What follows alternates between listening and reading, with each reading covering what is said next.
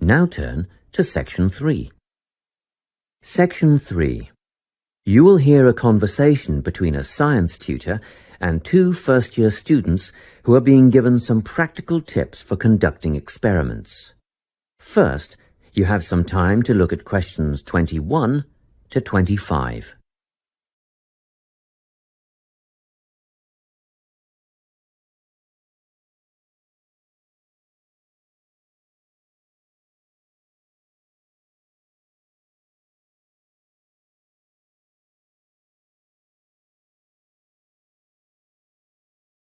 Listen carefully and answer questions 21 to 25. Now, Vincent and Tessa, I've asked the two of you to come and see me because I'm a bit concerned after that incident in the science lab last week. I realise that neither of you have had much experience in a laboratory before. Well, we mostly just studied theory at high school. And we rarely got the opportunity to carry out any experiments. Fair enough, but we must all abide by certain safety procedures. The last thing we want is for one of our students to get hurt. We understand that. Our priority is to make sure that the chemistry laboratory is a safe place, and actually, accidents can easily be prevented if you just think about what you're doing at all times. It sounds simple enough. It is if you always use good judgment, observe safety rules, and follow directions. We've read the rules on the poster inside the lab. And yet last week you were seen working in the lab without eye protection. What do you mean? I was wearing my glasses. Prescription glasses are not safety glasses.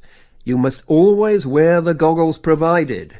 You'll find they fit quite comfortably over your ordinary glasses. Oh, I see. Just make a habit of putting them on before you start, and keep them on until you are finished.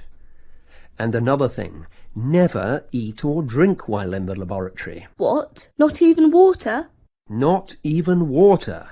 At least not until after clean-up.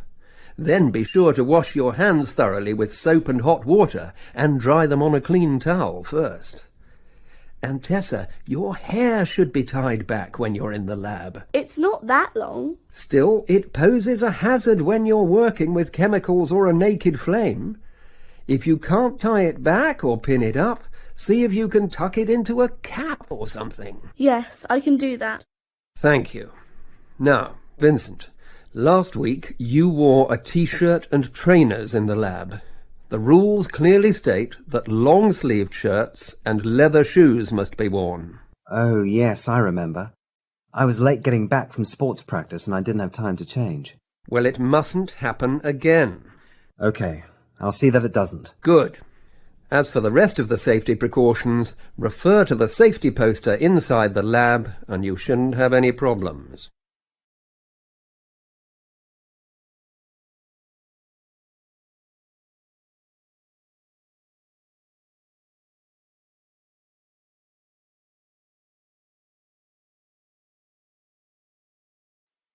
Before you hear the rest of the conversation, you have some time to look at questions 26 to 30.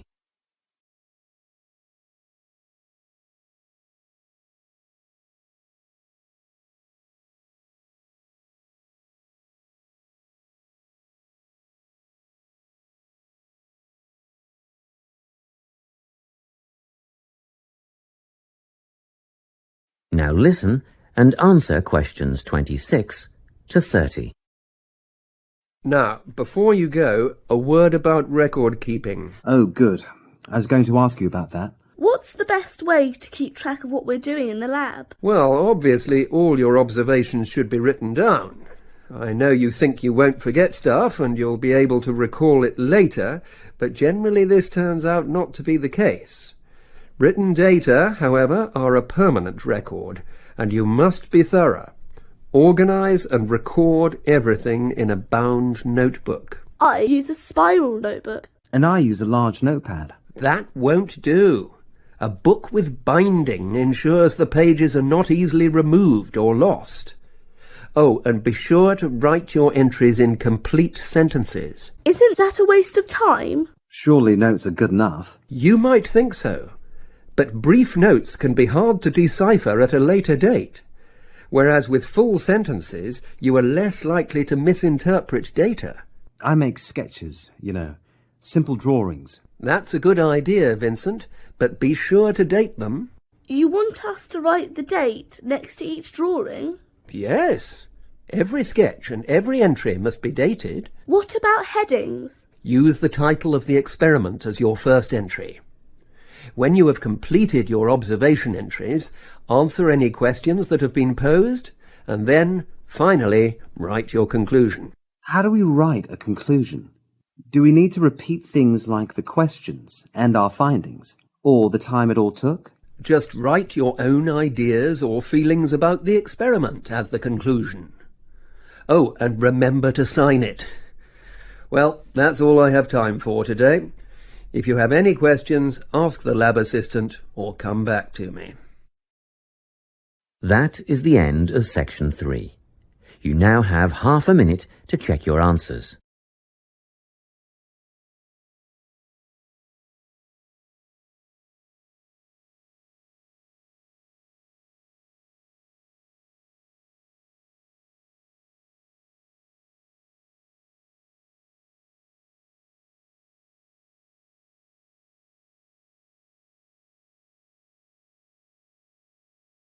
This recording is from the British Council. In today's lecture, we are going to be talking about experiments, and I thought it might be interesting for you all to learn about the world's oldest continuously running laboratory experiment that is still going today. In fact, it holds the Guinness World Record for being the longest running experiment. This experiment began in 1927 and has been going ever since. It's called the pitch drop experiment, and it was created by Professor Thomas Parnell at the University of Queensland, Australia. Parnell was the university's first physics professor, and he wanted to show in this experiment that everyday materials, such as pitch, can have quite surprising properties. You see, when pitch is at room temperature, it feels solid. You can easily break it with a hammer. However, it isn't in fact solid. At room temperature, pitch is many billions of times more viscous than water, but it's actually fluid. In 1927, Professor Parnell took a sample of pitch. He heated it and poured it into a glass funnel. He allowed the pitch to cool and settle for 3 years. He then turned the funnel upside down and cut the top off it. Since then, the pitch has slowly dropped out of the funnel. How slowly? Well, the first drop took 8 years to fall. It took another 40 years for another 5 drops to fall. Today, it's been almost 90 years since the experiment started. Only 9 drops have fallen from the funnel. The last drop fell in April 2014, and the next one is expected to fall in the 2020s. The experiment has a tragic story associated with it. Professor Parnell died without seeing a pitch drop. His replacement, Professor John Mainstone, became responsible for the pitch drop experiment from 1961. He held the job for 52 years and missed seeing the drop fall 3 times, by a day in 1977, by just 5 minutes in 1988, and finally in 2000, when the webcam that was recording the experiment suffered a power outage for 20 minutes, during which time the pitch dropped. The pitch drop experiment is something we can all participate in now. There's a live web stream that allows anyone to watch the glass funnel and wait for the fateful moment.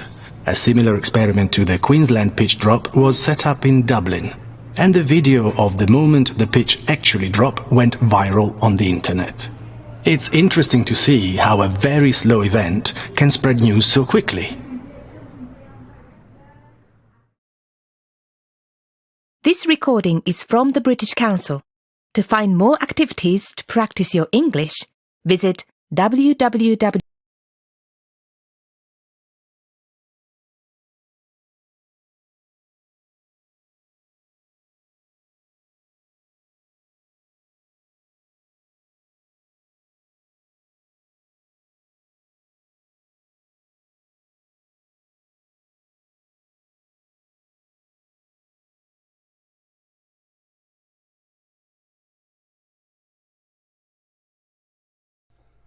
Listen to a conversation between two students in a chemistry class. This isn't working. What isn't? This reaction. I'm supposed to get hydrogen gas, but I don't seem to be getting anything except air. How are you supposed to tell? Well, hydrogen gas should explode when I hold this burning splint up to the test tube, but nothing happens, see? Very unimpressive. How do you do this experiment again? Well, I put some hydrochloric acid into this test tube here, and then I add a piece of zinc metal to it. A reaction takes place and hydrogen gas is produced, it says, which should come out of the gas tubing over here and go into this other test tube, but it doesn't. Nothing happens? Well, something happens. The zinc bubbles and bounces around. The acid does something to it. Some gas must be coming off, I guess, but it isn't flammable. It doesn't burn at all. Is there any way else to identify hydrogen? Not that I've learned. It's completely colorless and tasteless, I know. It just burns very dramatically. Well, I don't know. Shall we run through your experiment again together and see how it goes? Sure, if you don't mind. That would be great. I'm sure I'm doing everything right. I've gone through it twice now, but I still get nothing. Nada. Okay, let's see. We need what? Clean test tubes. 2 of them. Here we are. And a rubber stopper with 10 centimeters or so of glass tubing through it. Right, here. That's it? Yep, and a graduated cylinder and the Bunsen burner, and the zinc and the acid. All right, let's do this first. Let's take the zinc and the HCl from different sources. From, those reagent bottles on the lab table over there. Maybe your bottles are contaminated or mislabeled or something. Oh, good idea. Trust me to use the wrong reagents. Just a sec. Here we are. Okay. Now you run the experiment like you think you should, and I'll watch what you do.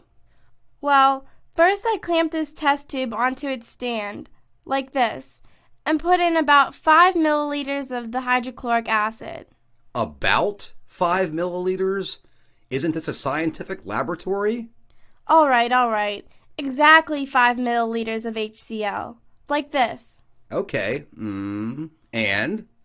Then I take a little piece of zinc metal with these tweezers, like this, and... Are they all the same size? Yeah, they seem to be. It looks like they're pressed out of some kind of machine in standard bits. And add 1? Yeah, 1, like this. And see, it starts to bubble. Sure does. So I slap the stopper into the top of the test tube real quick, like, this. And then I hold the other test tube under the other end of the glass tubing here, like this. And, wait until I think I've collected enough hydrogen gas to ignite, I guess. Is the Bunsen burner going? Yes, it's burning. And you also need a splint, right? Here's one. Hey, just a minute. How in the heck are you going to collect any gas like that? Like what? Like that. Holding the test tube under the mouth of the tubing. What? Am I spilling it or something? No, you're losing it entirely. Hydrogen is lighter than air, Marie. It's floating up. Huh? It's floating up. It's rising from the tube mouth. It's not falling into your container. Hold it above the tube. Ah, how stupid. I am so stupid. I'm never gonna pass this course. Okay. Now, light that for me, will you? Right, here you go. And pow! Wow, did you see that?